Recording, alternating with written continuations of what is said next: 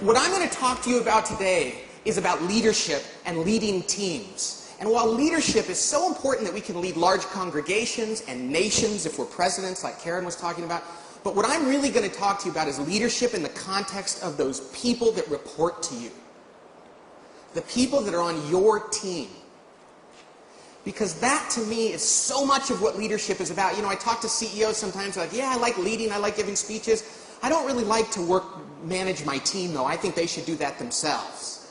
And I just think if we abdicate that, I mean, if George Bush does not manage his cabinet and his staff, he's done. No matter what kind of a speaker he is. And so what I want to talk to you today is how to build teams and how to be leaders of your staff teams. Okay? Now, the first dysfunction of a team, let's just dive right into it, is the absence of trust. And you can turn in your booklet into page, I don't know what page, 6, thank you very much. Oh, 26, even better, 26. Yeah, thank you. See, I can interact with the audience. Page 26 in your book, the absence of trust. Now, when you first hear about this, that's the first dysfunction of a team, you might say, no duh. But what I'm talking about when I talk about trust is something very specific and very practical, and that is vulnerability-based trust.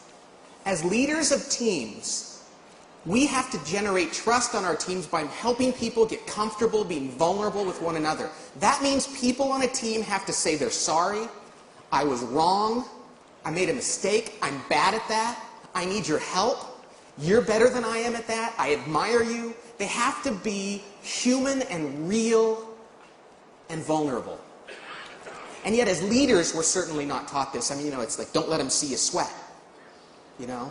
And as pastors, I can only imagine these people are looking up to you, not only for guidance and management, which is part of your job, but for spiritual guidance. And the thought of being vulnerable in front of them is pretty daunting. You know, I once worked with an executive team that had a vulnerability issue. Not at the leadership level in this case. But they had one person on their team. And this was an amazing company that had this all-star group of executives. They had lots of funding, a great product, really everything in the world going for them. But they had this one executive on the team who just couldn't seem to get that. And one night, at a dinner between off-site days, at a 2-day off-site, they had some wine, which is, of course, the great elixir of truth sometimes. And she picked up her glass after a few of them and said, let me tell you guys something. We've been talking about trust, but I've been married to my husband for 10 years, and I've barely learned to trust him, so I'm not going to be trusting you guys anytime soon, if ever. And we were like, oh, you know? Okay. So the CEO and she and I stepped outside after dinner and said, this is the problem.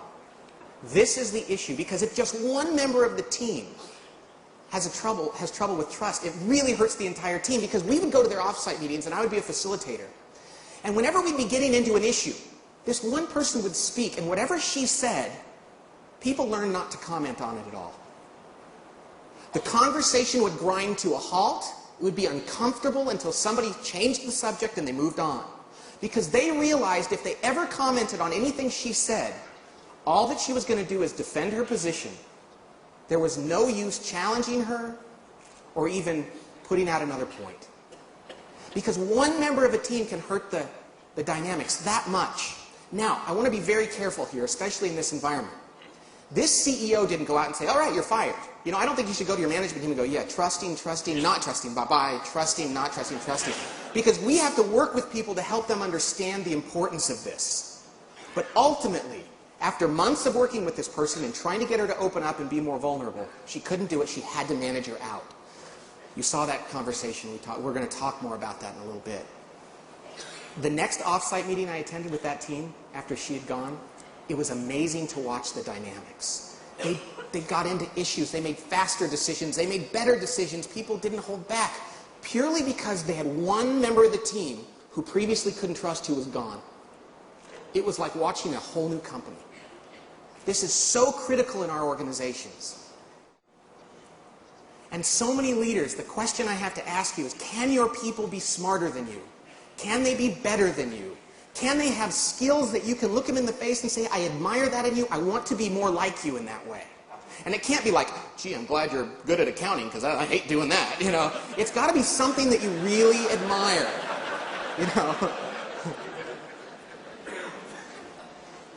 And as leaders, we have to understand the power of that, because people will follow a leader into a fire if they're human and they're honest and they're vulnerable. But, huge but here, you can't fake it. Do not fake it. You know, I give this speech a lot and the CEO's like, yes, I will go back to work and be vulnerable on Monday. Yes. Maybe I'll even cry. You know? It's like, no. It's better to be to struggle with it than it is to fake it, because if you fake it, you always get caught ultimately, and then you lose your credibility. And I don't have to talk to you, there's so many public examples of that in politics and in televangelism, and then people go, I don't think they're really truly sorry. Or I don't think they really think it's a weakness. So this is one, do not fake it. If it's not painful in the moment to do it, it's not real. It's that moment when you say something during a meeting and you go, oh, I think I was way out of line. I don't want to say that. That's that level 5 moment, as Jim Collins talked about, where you say, I screwed up. I am sorry. You know? Trust is based on vulnerability.